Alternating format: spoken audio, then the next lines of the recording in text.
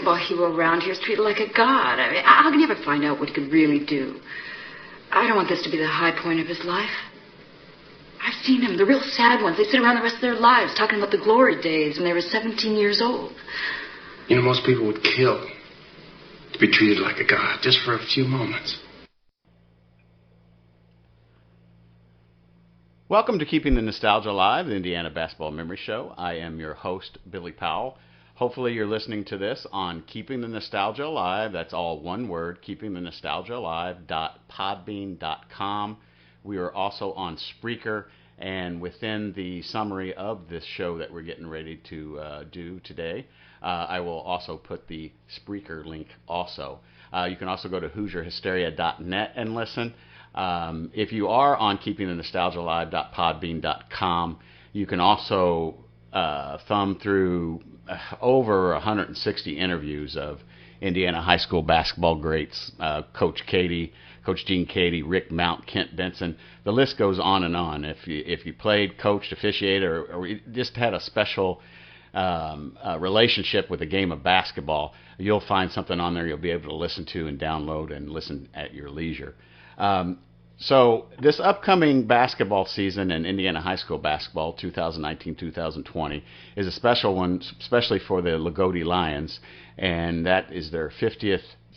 I'm interviewing a few players from that team, and one of those players, well, he was a manager at the time and then played the following year, so the team must have been really stacked, is John Olsen. John, thank you for taking some time out of your busy day to help keep the nostalgia alive and talk about your basketball career and your passion for the game.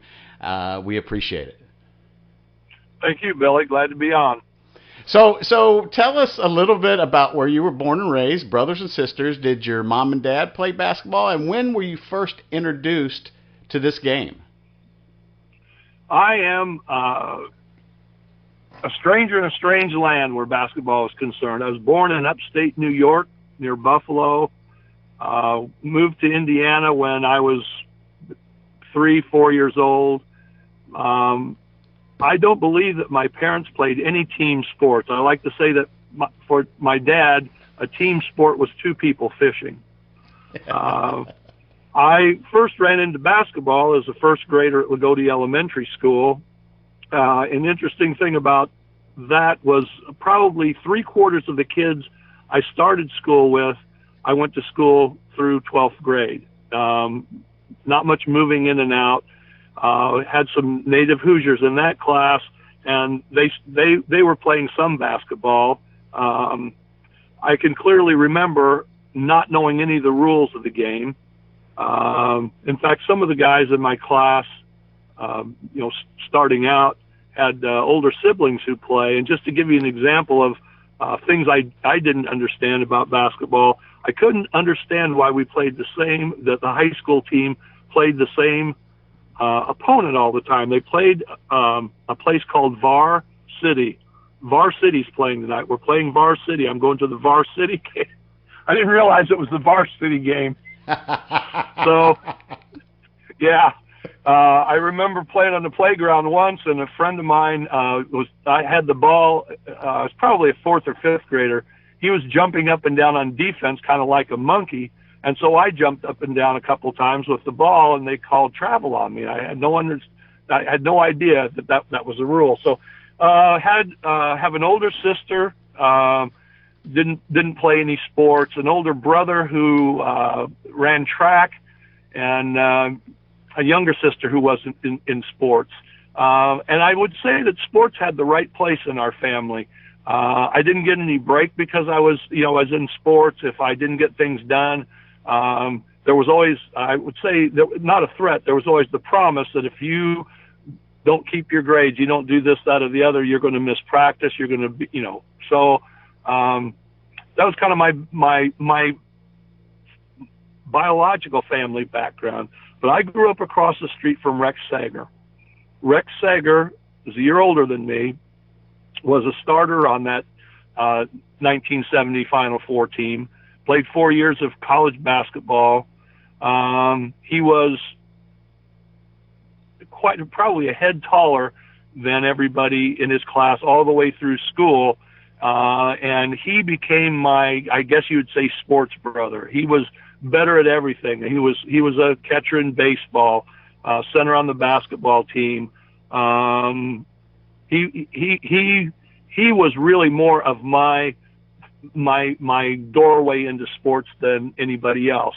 And then, as I got into junior high, I started playing basketball. In fact, I kind of laugh. My kids started playing basketball in kindergarten. At Loogootee at the time, basketball started in 7th grade. They did reach down and picked out four sixth graders when I was a 6th grader, and I was one of them. The other 3 had played basketball a lot, had siblings who played. I think they picked me because I could take instruction. I had good hands. I was well coordinated. And we played, so I played 2 years of 7th grade basketball at 6th grader and 7th grader. And then played up until I wasn't going to be good enough to play my junior year, which you alluded to. I was a manager on the 70 team and a player on the 71. So that's the long answer to your question about some background. Well, it was a loaded question. It was a long question also. So did you have, was baseball one of your sports that you liked to play before kind of getting basketball underneath your belt? Well, I think I would say I'm a so-so athlete, but I think I may have 10 varsity letters. Track. We had a no-cut track, no-cut cross country. So I was a runt, Billy. When I was about 5'2" or 5'4" when I was a freshman in high school, weighed 102 pounds. The only thing that might predict some size, I think my shoe size was size 12 or 13 at the time. I think my legs got strong just by lifting those heavy shoes with every step.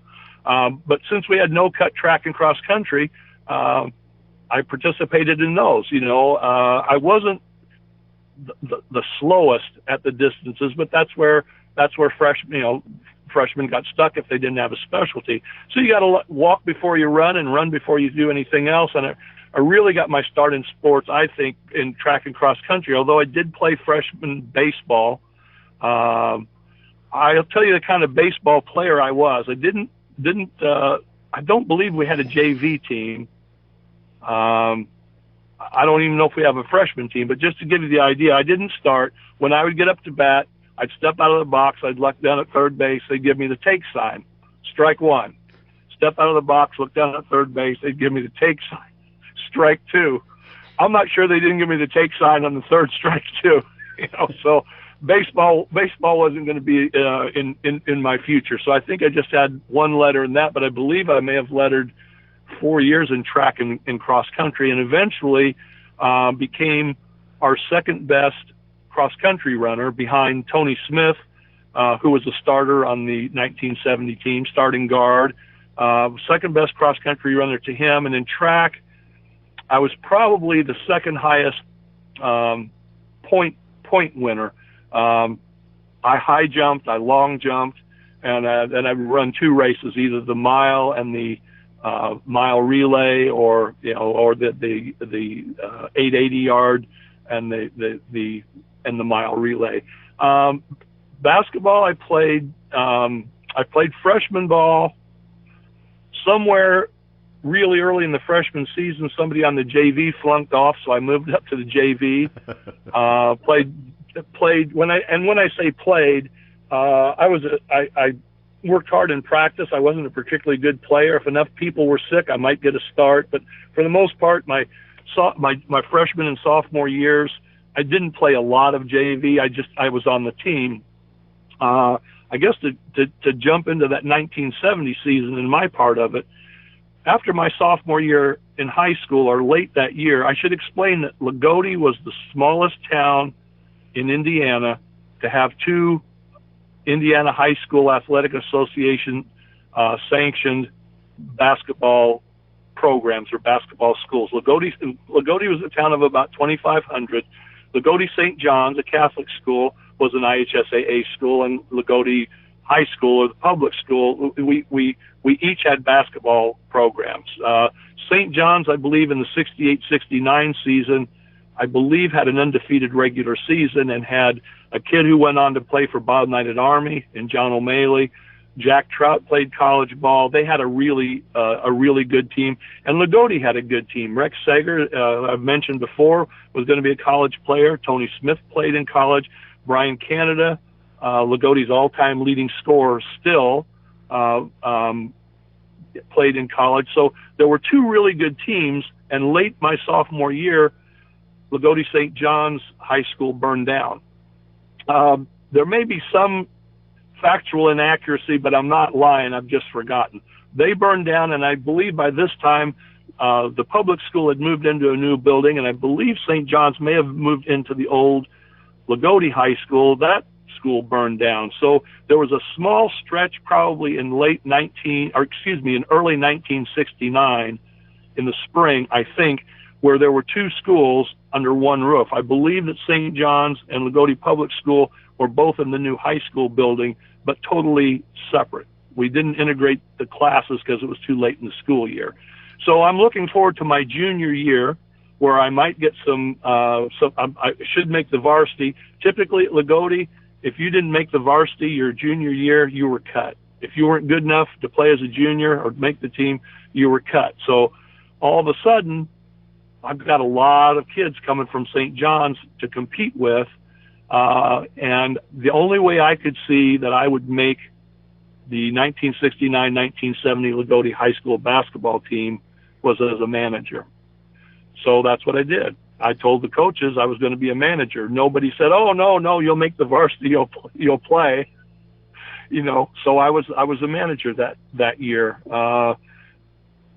From time to time, if there weren't enough players to practice as a JV, and when I say from time to time, I'm going to guess maybe 10 times total in the season, I dressed and I practiced, played defense with the JV when they practiced.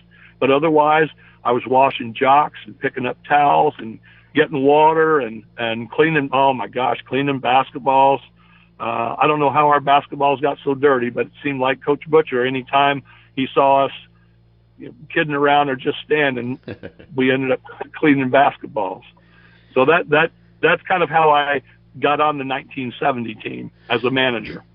I think you're probably my seventh or eighth Loogootee Lion that I've got to chat with. Bill Butcher, Junior G, the list goes on. And, every time they've talked about the burning down of the St. John's School and then, of course, the other school, and I've never asked this question, what was behind that? Was it both accidental fires? As far as I know. It doesn't. You don't have to look far to find a conspiracy theorist. that the fires were set intentionally, especially the second one, because St. John's had no place to go, and they were in a building that the public school had just vacated because it was out of date. So I've certainly heard that it may have been intentional, but. I've never gone there. They seemed like accidents to me. One of the things I'll tell you, and I'm going to use Rex Sager and Jim Trout. Jim Trout was, he was a really good player at Loogootee, at St. John's. Would have been their star in 1969, 1970. Rex Sager, Jim Trout was about 6'6". Rex Sager, 6'5", heavier built, more rugged player, would have been Loogootee's star in the 1969-70 for Loogootee Public School. So you've got, if you want to look at it this way, you've got forced integration, forced by fire. You've got the Catholic school and the public school are forced together, and Rex and Jim, and I don't know that they consciously took on this role, and it may be just me looking at it this way. They became the symbol for how those two schools were going to come together, and in a sense, how two parts of town would come together. The people who supported the public school and the people who supported the private school, the Catholic school. From my perspective, it couldn't have gone better. I didn't see any jealousy or rivalry between those two. Rex played under the basket. Jim played a little farther away. Statistically, Jim had a better year. Had Rex not been there, statistically, I don't think Jim would have had as good a year, because if someone came out to guard Jim, he would dump it off to Rex, and Rex had made, the drop step move and layups and short shots all his life, rebounded and so on and so forth. So as soon as basketball practice started, something good was happening, and once the team started winning, we're talking about Indiana basketball. We're talking about the movie Hoosiers about 15 years later. It was that way. Everything shut down for the ball games. We had a tremendous following at home and on the road. And I always look at those two guys as kind of the face of that team. They were the most prominent seniors. We still had Brian Canada, who was a sophomore that year, who was the all-time leading scorer. I believe Jim Trout was the leading scorer that particular year. We had Tony Smith, who was going to go on to college and was, I would say, the team leader the next year. But however those buildings burned and those schools came together, I think you can look back at Jim Trout and Rex Sager as two people who shaped the future of a school, a program, and a town. I don't think that I would be doing what I'm doing now if I wasn't a manager at Broad Ripple High School. And, I wasn't a very good basketball player, but I just had a passion for the game, and I was like a sponge. Did you feel like you got what was your mentality like? Did you feel like you were a sponge, that 69-70 season? Did you, and also, too, I'm making another long question for you.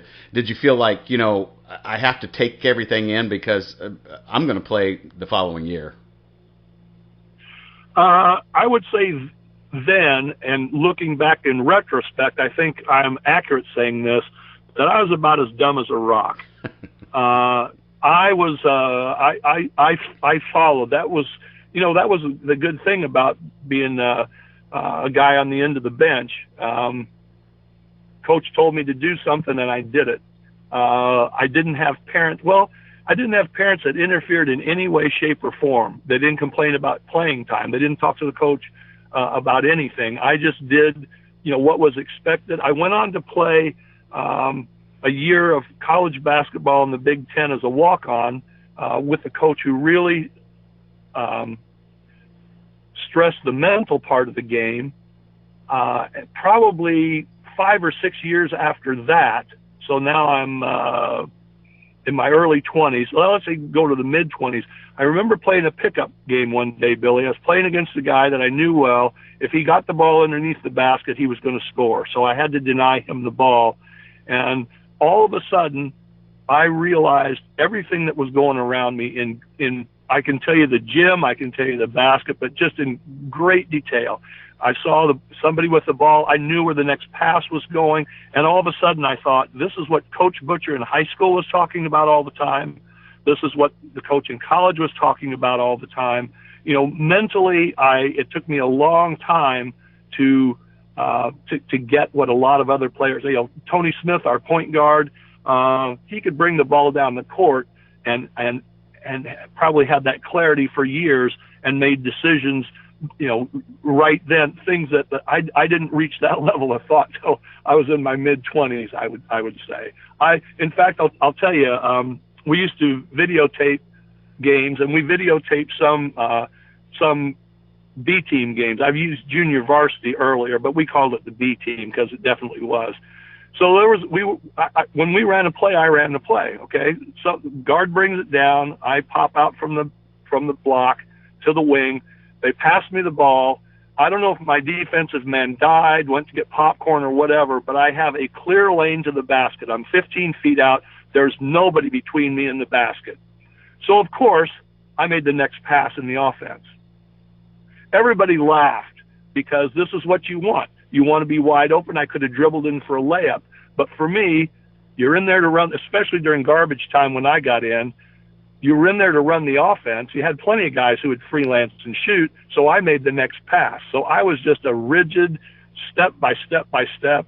Now, looking back, I learned a lot of the mental lessons. I learned about, mental discipline and what the coaches were trying to get through. I benefit tremendously from basketball, but more later and off the court and the mental aspects than I did from while I was playing, if that makes sense. Oh, that makes total sense. On your way to Loogootee your freshman year, was there already a status for Coach Butcher? Did you know what you were getting into? Had you met him before? Did you go to a lot of the games before you actually even got to Loogootee High School? Yeah, I went to games in junior high because they were social events. I certainly watched the games, but they were more, we were in a gym quite like some of the ones depicted in Hoosiers. The bleachers came down so close to the sideline that if you had size 12 or larger shoes, you had to turn your shoes sideways to be able to keep out of bounds to throw the ball in, because your heels were against the bleachers and your toes would have been on the sideline. So the high school kids were downstairs. There was a balcony around three sides of the gym upstairs, and that's where the junior high kids were, and especially there was a high set of bleachers. So, yeah, I went to the ball games. We knew, Loogootee was successful already.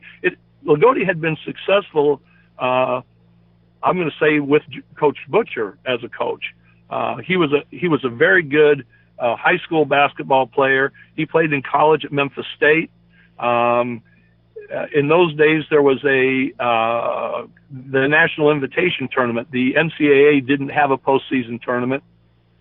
The NIT was the big tournament, and I believe Memphis State went to the Final Four in Madison Square Garden. Coach Butcher was drafted by the Celtics, but he was also drafted by the U.S. Army, and you can kind of guess where that one went.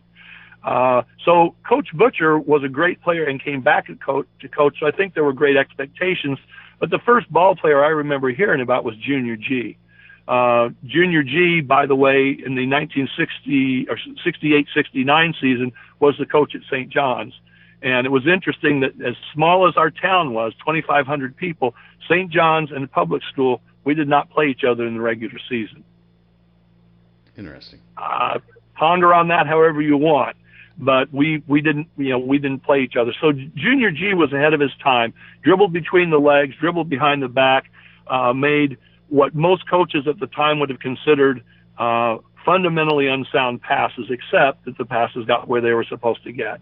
And I think for Coach Butcher, it became this guy was extremely talented. So yeah, there were Loogootee always had winning records. Loogootee won sectionals, but Loogootee had never won a regional going into that 69-70 season, partly because Washington, Indiana was 15 miles away. Washington had a much bigger school. We could get out of the Washington sectional, but that was, I think, fairly rare. Then we would go on to the regional, and there were even bigger teams. It wasn't until 69-70 that Loogootee won their first regional under Coach Butcher. So the expectations were always were high, and tell you the truth, the expectations were high for the 69-70 team even before the Fires forced St. John's to add to the team. Was it all Loogootee that was going on in your mind as a child that age in basketball, or did you kind of step back and were you a fan, or what was going on in the rest of the state with Indiana high school basketball? I would say that our interest, and I'm saying this for the team, didn't go past our opponents or our conference. It wouldn't be unusual if we had a chance to if we played a Friday night and a future opponent played Saturday, we'd go to the Saturday game to see a future opponent. First time I drove a car, got my license and drove a car out of town, Tony Smith and Rex Arvin, who was a good friend of mine, and also what I call a deep sub, 8, 9, 10, 11, 12 man on the bench. The three of us drove to Worthington to see Worthington play somebody we were going to play down the road. That was my first time driving out of town. So we didn't. Our interest didn't go much beyond who was playing in our little area. And you got to remember, Loogootee was one of the first schools to consolidate in 70, 69, 70, 71, right along there. There were a zillion little towns. So, you know, we didn't play any farther away than maybe 25 miles away.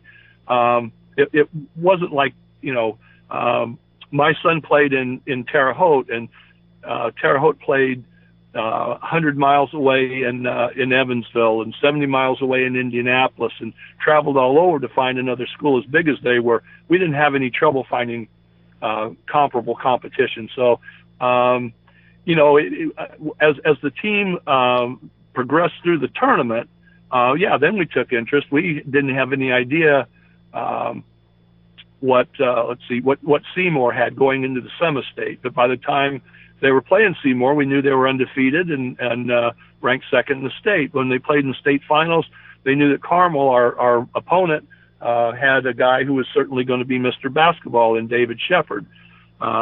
So no, we were fans of Loogootee, and we had an interest in our conference and our opponents, and I would say that was about it.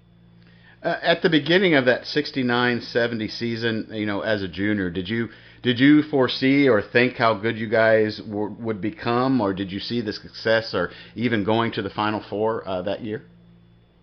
Well, not the Final Four. You got to understand and this is just demographics. Town the size of Loogootee, you're not going to have, I think, 6'3", 6 feet 3 inches, I believe, is about the 95th or 97th percentile in height.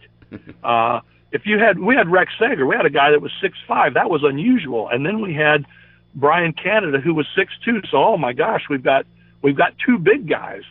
Well, we had Jim Trout, who's 6'6". And all of a sudden, if you look at the successful small high school teams, and I'm going to say Southern Indiana, they had big kids. It just happened, you know, that was a year that they had one or two big kids. So that was really that portended great things. That we had guards, you know, experienced guards, and Tony Smith and Paul Bruner coming back. You know, that was positive. We had a 6'3" kid, Mike Lannon, on the bench. We had probably Bernie Nante was over 6 feet. So we had physically one of the biggest teams that you could imagine. It wasn't until they started winning. They were 24-4. So going into the state finals, you know, you win 8 out of every 9 games. Yeah, well, you know, that gives you an idea that you're pretty good. Then you win your first regional, that gives you an idea that you're pretty good. It just kind of, by that time there wasn't. By the time they went to the semi-state, there really wasn't time to stand back and look. It was the next opponent was coming up. Everybody wanted to talk to the players. Just the hoopla involved was tremendous. So now, Coach Butcher had the ability to see several quarters ahead in a game, several games ahead in the season, and he could probably see several seasons ahead in a kid's career. So if you asked him the same question, he might, if he wasn't being overly modest, I don't know that he would say semi-state, but I would think that he felt that he had a real good chance of winning his first regional. He's just too smart to have not thought that.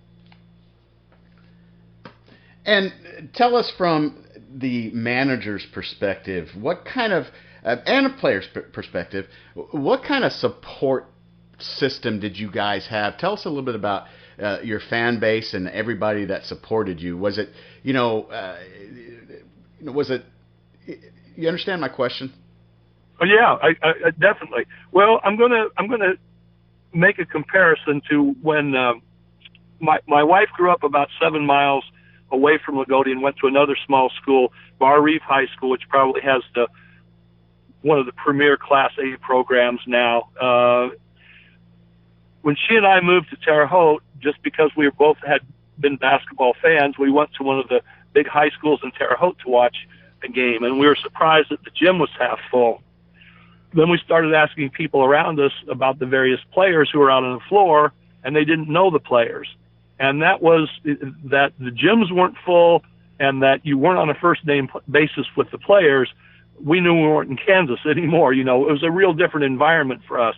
Loogootee was so small, everybody knew everybody. You know, the players didn't get in trouble because somebody was going to see them get in trouble. The player's success, that was the town's success. The player got hurt, the town got hurt. So basketball was the number one entertainment and diversion in Loogootee, I would say. And so the town was 100% behind the kids, and the kids were good kids. They liked the kids. They were leaders. They were popular. You know, if a kid was a rat playing basketball at Loogootee, they probably didn't play basketball at Loogootee for very long. They dropped out. So fan support was tremendous. You know, we had just moved into a new gymnasium, one of the last of its kind, which is the top of the bleachers are at ground level. It's a bowl, and the gymnasium is built. The gym floor is I don't know how many feet below ground level. It was a cheaper way to build a gym, and that's why it was built that way. Somebody told me recently, but we had everything we needed. You know, from the athletic. Well, we had tremendous athletic department support, and I don't know if Coach Butcher, the basketball coach, was athletic director then, but eventually he became athletic director. So we had tremendous support, tremendous community support, pictures of the ball players and pictures of the team in business windows. When they went to the sectional, you know, there were grease paint signs in all the windows, "Go Lions," on and on and on. And it just built and built and built as they progressed through the tournament. So it was a rare person who didn't know much or have much interest in Indiana, in Loogootee basketball. And I will say that my dad was one of those rare people. He grew up in the North Woods in northern Wisconsin.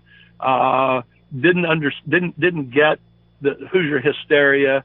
I'm not sure he came to my games when I was a senior and was playing, and that certainly wouldn't have been lack of interest in what I was doing. It just was not an activity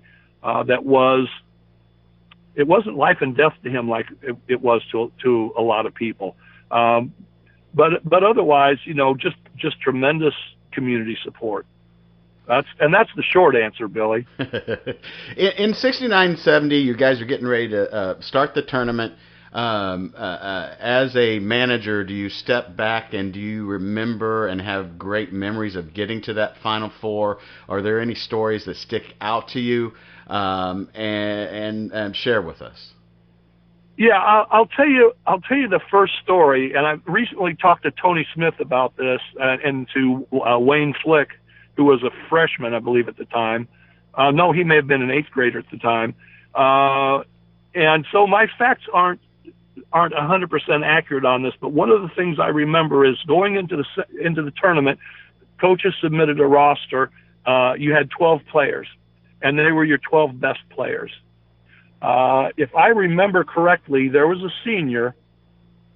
I'm going to name names, and he'll forgive me if I'm inaccurate, but Richie Arvin was a senior. Not particularly, it wasn't tall. There was a younger player who probably played up varsity some. I think, anyway, I don't think Richie made the sectional roster, and I think there was a little discontent. I think some of the other senior players, especially Richie, was a senior. He didn't play on the sectional team, I don't believe. A younger, legitimately more talented kid took his place. I don't know what happened.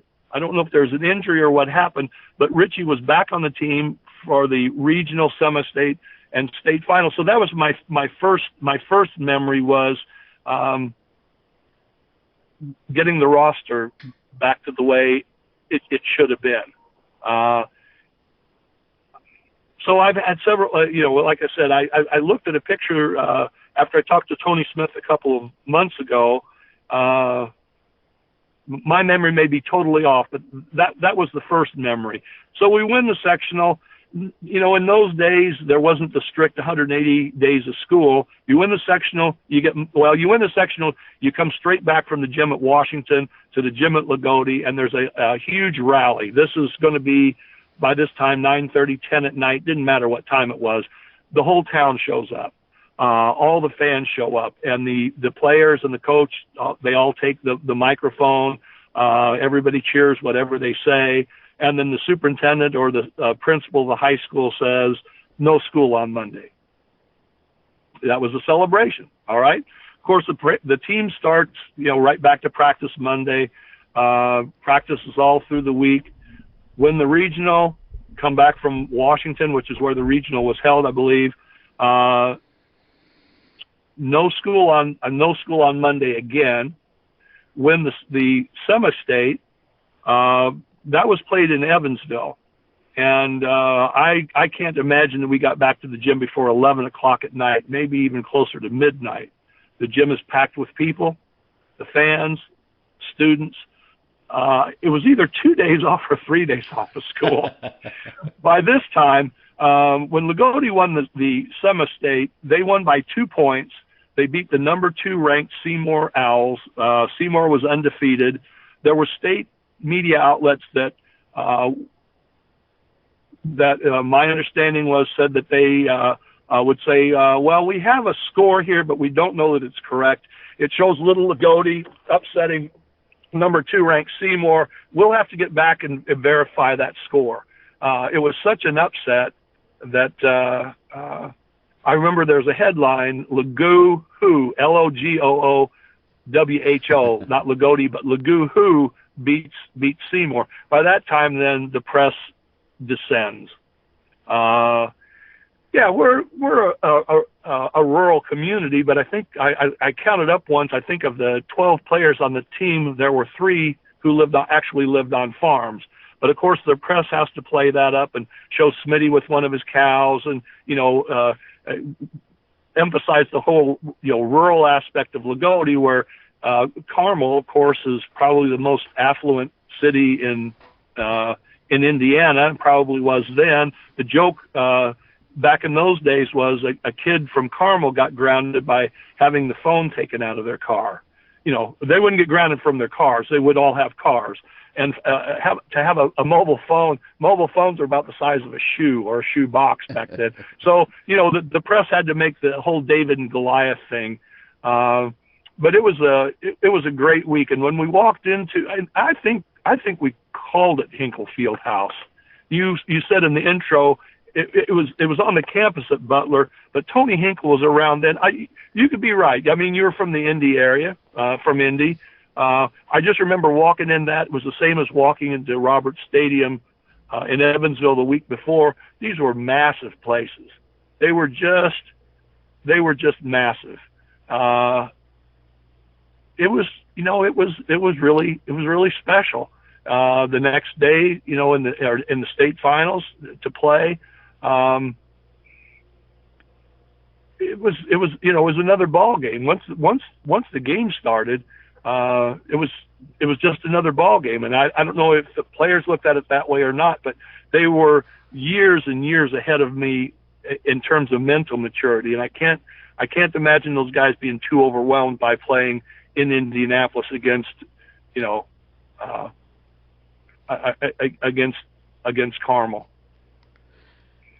So, 15 years later, the movie Hoosiers comes out. Did it bring back a lot of memories? Did you feel like you almost lived the Hoosier type storyline? Absolutely. The gyms were familiar. By that time, I played from 6th grade through maybe 9th or 10th grade. I can't remember when we got out of that old gym, but we still, there were some days that the JV would go down there and practice, or the junior high. Those were the gyms out of Hoosiers. I mean, that some of the towns that Hickory played in the movie Hoosiers were towns that we played. We had just stopped playing Olytic. I think Hickory played Olytic in the movie. Olytic became Bedford North Lawrence because consolidation was still starting. Somebody told me that before all the cuts were made, that Loogootee was mentioned someplace in the movie Hoosiers. The writer and director, who were two fraternity brothers at IU, came to Terre Haute just a couple of years ago, and it was an evening of those guys being interviewed. They had a couple of the actors, one of the referees and one of the subs on the team. They were interviewed and talked about the movie, and then they showed the movie.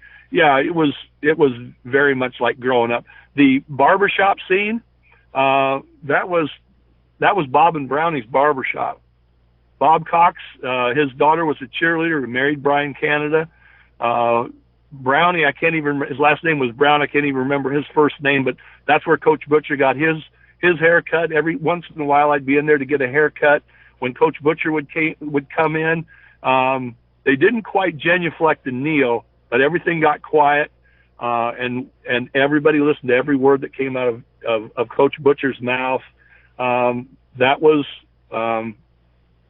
it was just like Hoosiers. So yeah, and there was a movie that came out, an independent film called Kings of the Court. I don't know if you've heard of this one. This was based on Bar Reeves' state championship a year or two ago. It followed the team for a season.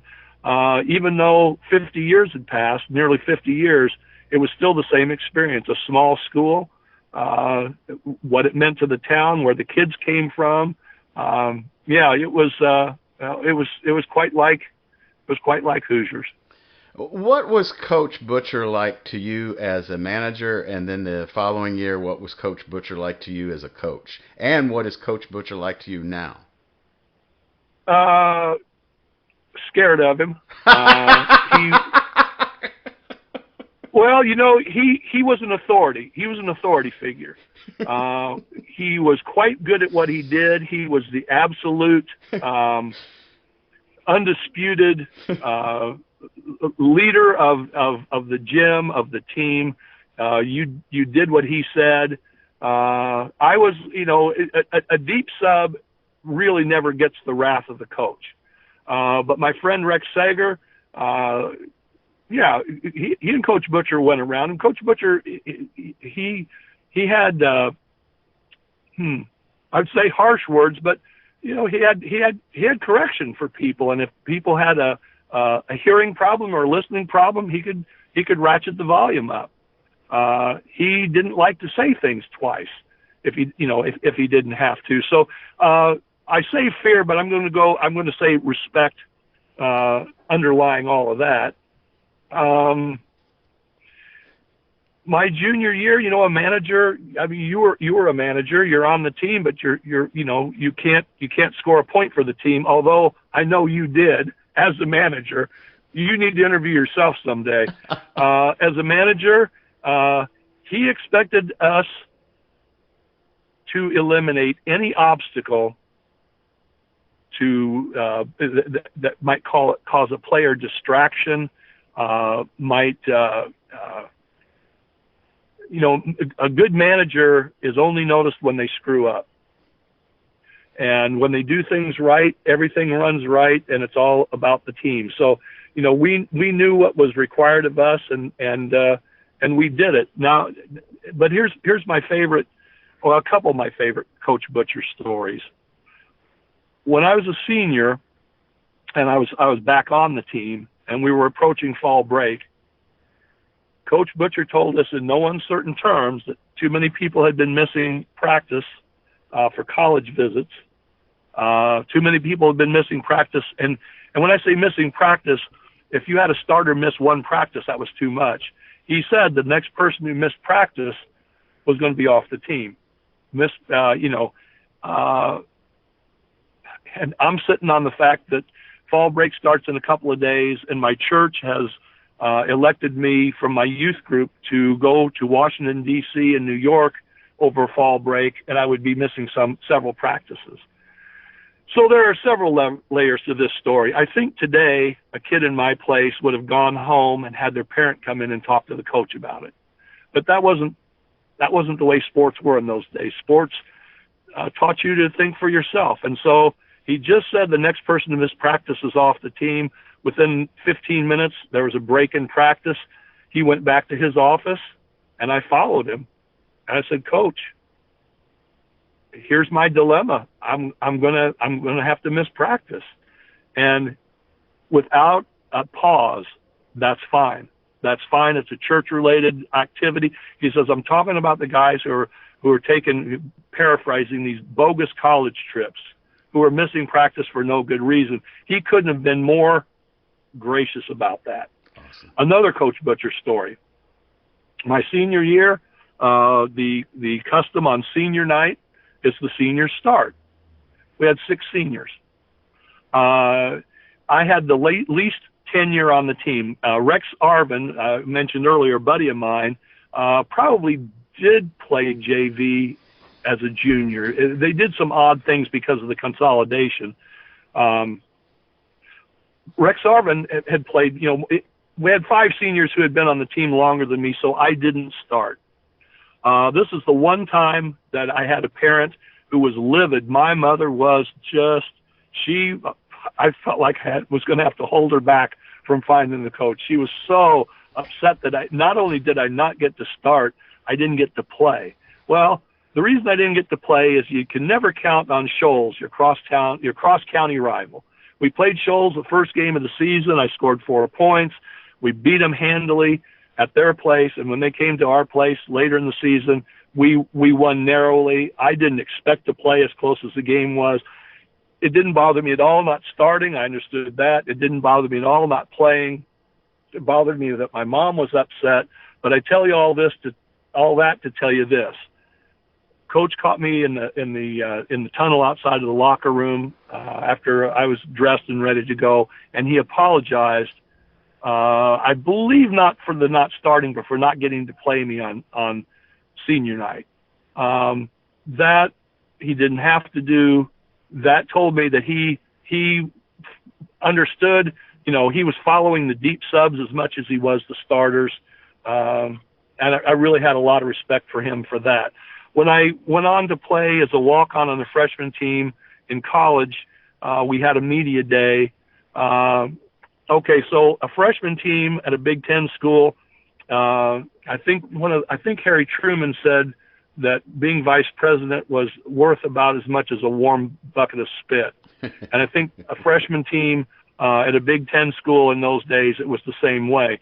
And then you take a walk-on that freshman team, it might have been a cold bucket of spit. All right. So I was on the team, which I guess was a big deal, but I know that the varsity and JV coaches, Coach Butcher and Coach Nante, they came to that media day, watched us. Fortunately for us that day, the freshmen beat the varsity in a scrimmage. It was fortunate for us that day. Boy, it was tough. It was tough the next day. We got the tar beat out of us. But I remember talking to the coaches afterwards. I said, you see anybody that you're impressed with? And they said, you. I think I went 2 for 2. Guards didn't shoot in the offense that we ran. So I was used to playing under the basket in high school, and I probably got 2 tip-ins. I was just impressed that they made the trip to come and watch somebody who wasn't in the program anymore.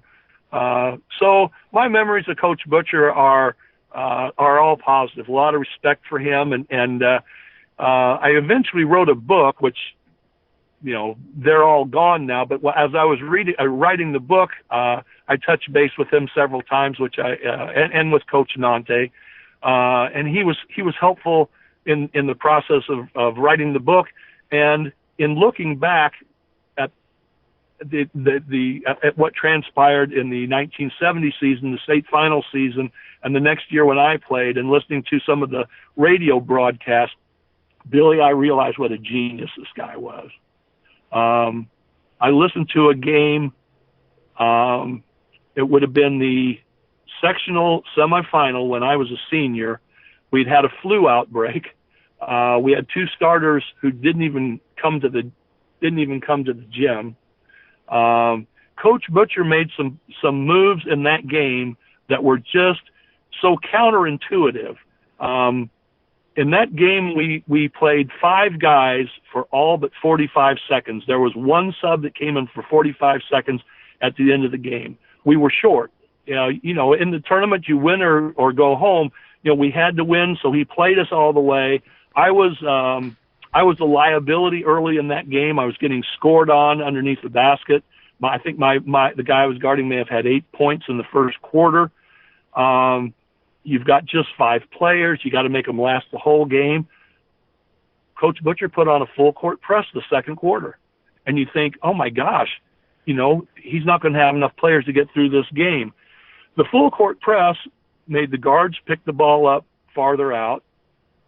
They had to make a longer pass into my man, and that longer pass was just enough longer so I could step out and intercept the pass. So if you go superficially, all of a sudden John Olsen has a bunch of steals.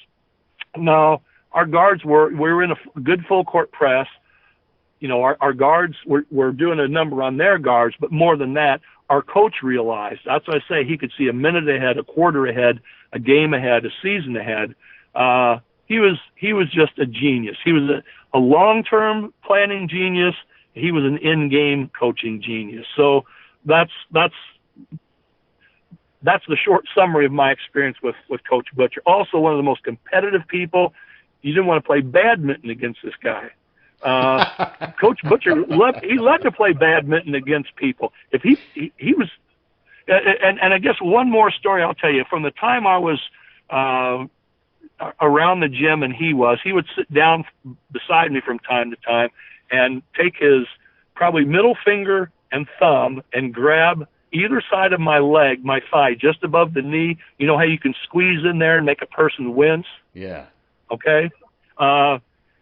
He did that from, a couple of times a season. He did it with everybody, I'm assuming. But I just remember that finally at the end of my senior season, he did that.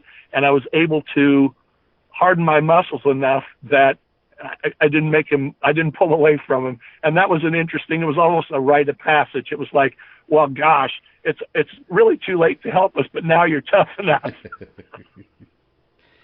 John, so what was it like? You're getting toward the end of your senior season. What did you want to do with your life? Where did you go to school? And then tell us about the walk-on. And I'm assuming we're talking about Indiana University. Yeah. Well,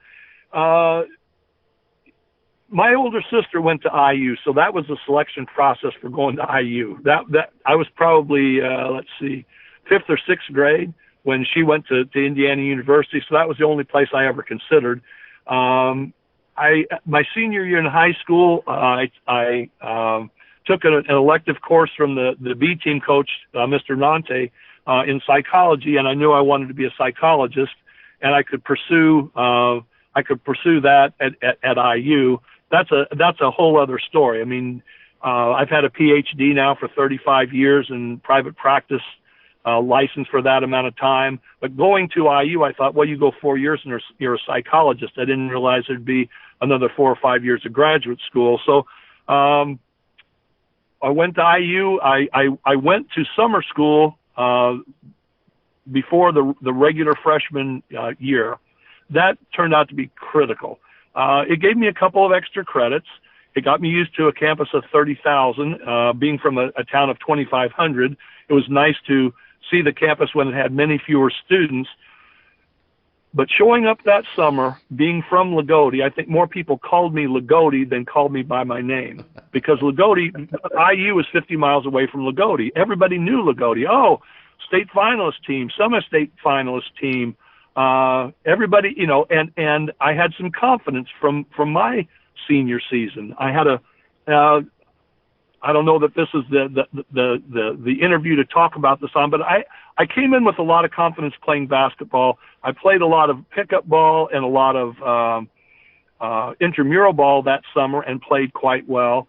And when the freshman season or freshman year of school started, I happened by luck to live on a floor in a dormitory with a guy who had been a walk-on on the freshman team the year before. And he said, you should try out as a walk-on. Now, the Big Ten in those days, actually the NCAA, Lou Alcindor or Kareem Abdul-Jabbar, he only played 3 years at UCLA because as a freshman, he wasn't allowed to play varsity either. Kareem and I had some of those same drawbacks, Billy. So there was a separate freshman team. It actually was the last year that freshmen were ineligible, but this guy said, well, you should try out. So there was about a 6-week preseason conditioning program before the season started. And, man, I could run. I mean, we would do our calisthenics, and we would do like a half-mile run down to the football stadium, and then we would run sprints on the football turf, and then we would run 104 steps up the bleachers 25 times. Hey, I was a cross-country runner. I stood out. There was only one guy who did that better than I did, and he didn't do it every time. So, again, I did what I was supposed to. I worked hard. When we'd finish all that, we'd go back to the gym. Assembly hall wasn't quite open then. It wasn't quite finished. We had a temporary floor, and we scrimmaged. This was all, no coaches. This was all preseason, and we scrimmaged. Well, I never shot.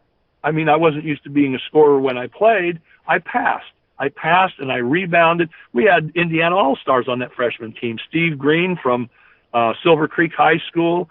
We had John Laskowski, who, we had some really good players. So I passed. And if the coaches or the players did talk about what did I do, I tried to play good defense. I passed. I wasn't a ball hog. I was a good teammate.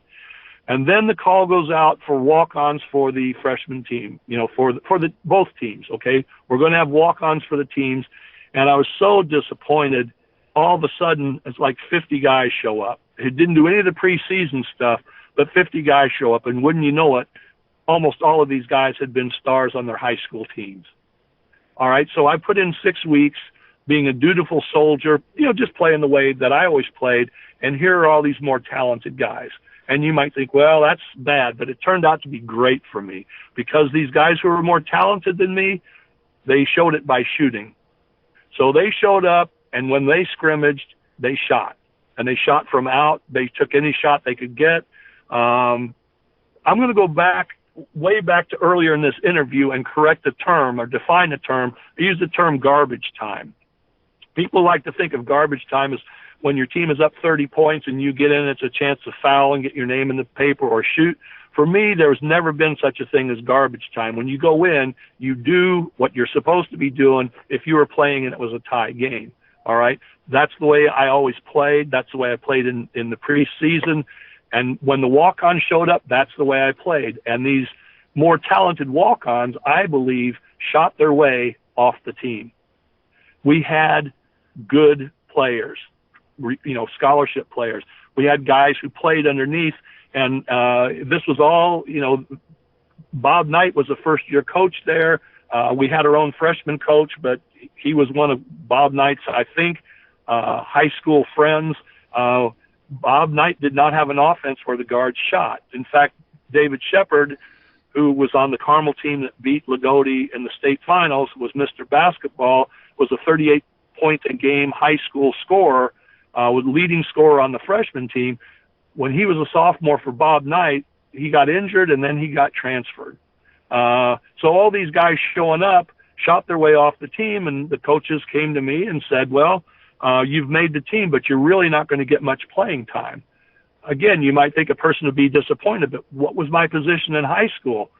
For the most part, it was you're going to play hard in practice, but you're not going to get much playing time, but you're going to get to be on the team. So it was a great experience. We traveled, we played Purdue and Illinois, and we played, I think 14 games. I can remember playing Xavier in Cincinnati. The freshman game was Xavier and IU. The varsity game was Xavier and the University of Detroit. In those days, afros were the hairstyle for black players. And the guys coming up from the University of Detroit had afros that I swear touched both sides of the narrow hallway they were coming up. It was about a 3-foot wide hallway. And I believe, and nobody knew this, as he called himself, a bald, one-eyed motor mouth. I believe Dick Vitale was the coach of that team, but nobody knew him. Nobody knew him then. So we got probably the highlight of that freshman season was we played the University of Kentucky. I don't remember whether it was in Lexington or Louisville. We played the University of Kentucky. Our freshman team played their freshman team first, They had the Mr. Basketball from Kentucky, Indiana, and either Ohio and Illinois. They had 3 Mr. Basketballs and maybe another 4 high school All-Americans, and they killed us. Oddly, 4 years later, when that freshman team, that was the 74-75 IU team, was beaten by that same group of guys in the regional final. The next year, IU went on to be undefeated national champs. But so we ran into those guys again. But the varsity game, the nice thing about the freshman team, we sat in folding chairs underneath one of the baskets for the varsity game, and I believe Steve Downing had something in the neighborhood of 40 points and 25 rebounds, and IU upset Kentucky at Kentucky. So I got to be in a great program, and more to the point, I wanted to be a psychologist.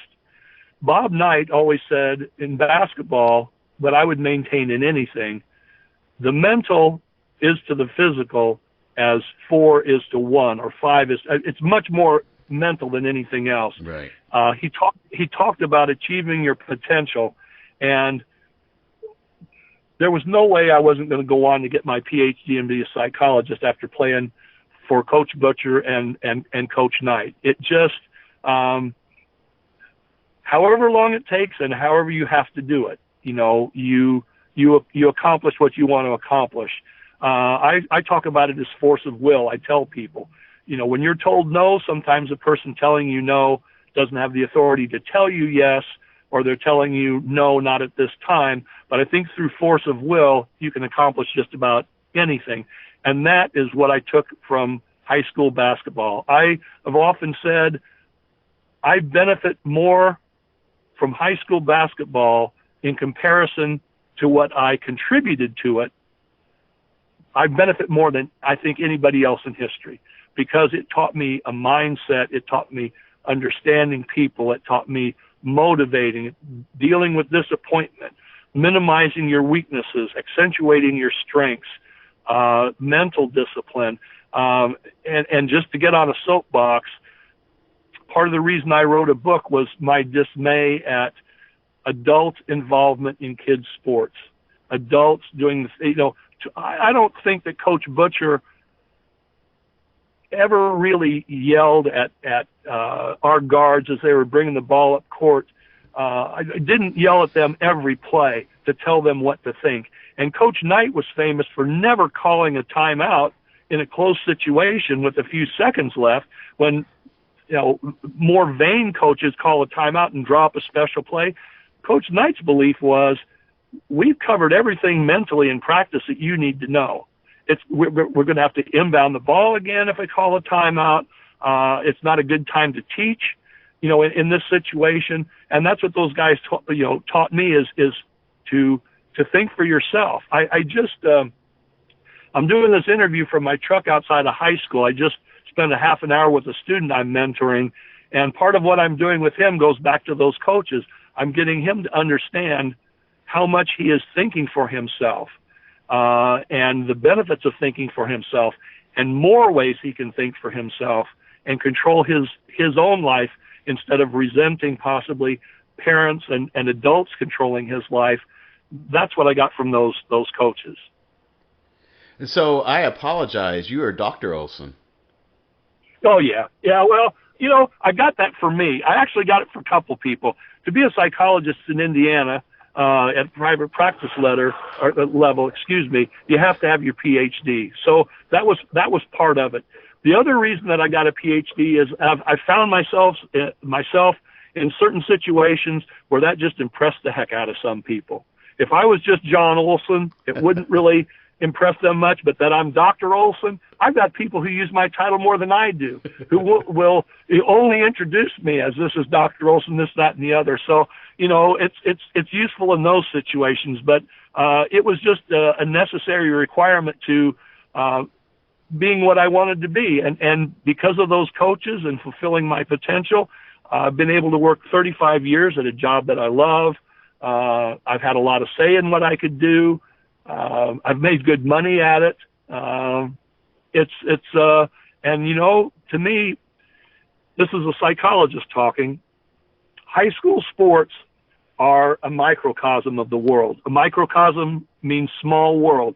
High school sports to me are set up to present all of the opportunities and challenges that you'll get throughout your life. And if adults would leave kids the heck alone and let them sort out their squabbles, shoot free throws, and whoever hits the most, they get the ball out, or, argue, or whatever it happens to be, draft or pick their own teams for pickup ball. If adults would stay out of the way, kids would learn how to deal with the sports world and be much more ready for the real world. I think one of the problems with starting sports so very early is you have too many adults involved with too much of the mental aspect for the kids. Again, here's the psychologist in me looking at a soccer practice when kids are, under the age of 8. And you know what that looks like. You've got a ball and you've got 12 kids within 3 feet of it all kicking. And then you've got an adult saying, you guys, don't you understand spacing? And the psychologist in me wants to say, no, they're cognitively incapable of understanding spacing. They're egocentric. They can't take another person's perspective, and it won't be until they're 8 or 9 that they'll understand spacing. All right? So another one that is not Coach Knight's fault, but Coach Knight had what people like to call a fiery personality. He was a genius. He was a basketball genius. He taught us things and showed us things in practice that nobody else seemed to understand. What people recognized more was his temper, his yelling. And so you had generations of coaches who started yelling at kindergartners and yelling all the way through and throwing temper tantrums. And I'm not apologizing for the coach. His behavior was out of control at times, and the way he tried to make a point, he could have made his points better. But you ended up having people emulating him who didn't understand how smart he was, didn't understand the mental aspects of the game, just understood, well, we can motivate him by yelling at him and so on and so forth, and ruin the sport for a lot of kids. And then there was a backlash where parents felt their kids were being verbally abused and they had to get involved. And now I just see that there are a lot of kids who would never be satisfied being a deep sub and not playing. They'd have a parent at home griping like crazy, and my dad was reading a book or fishing, and my mom was just enjoying that I was on the team. So it's a different game in that respect. But like I said, I think I got more out of basketball for having contributed less than anybody that I know. For the past 1 hour and 7 minutes, I feel like I've been on your couch. This has been an amazing interview, and I thank you for your time. Hey, if you ever want to do a follow-up, there's more. The senior season itself, which is kind of what the book was written about growing up in a small town, but the senior season itself was about perseverance and sticking with things. Anyway, it's I haven't been watching the clock. I'm famous for saying I've just got one more story. In fact, I did a short article for the. I had this distinction, Billy. I don't have it anymore. But at one time, I was the only person in state history to play in the programs of the all-time winningest high school coach. Wow. Yep. And the winningest college coach. Now, yeah. Coach Butcher's recently been surpassed by J.R. Holmes at Bloomington South High School. But I walked into the high school Basketball Hall of Fame in Newcastle one day, told the receptionist, asked her if she knew the answer to that trivia question. You'd think it would be somebody famous. But it was me. And before I left, the director of the Hall of Fame called me in. We told stories. I ended up writing an article for their magazine, and I believe the title of the article was Just One More Story, because I'd tell just one more, he'd have just one more. So when I wrote my book, I dictated it. I can't write as fast as I can think or talk. And people said, well, just kind of what you said. It's just like having a conversation with you. So I've appreciated it. I've got to say, for a guy who has no more basketball credentials than me, I've talked at basketball banquets. I've written a book. I've been in newspaper articles. Now this radio interview. It's amazing to me how much people in general, people in Indiana especially value every aspect, no matter how seemingly small, of Indiana high school basketball.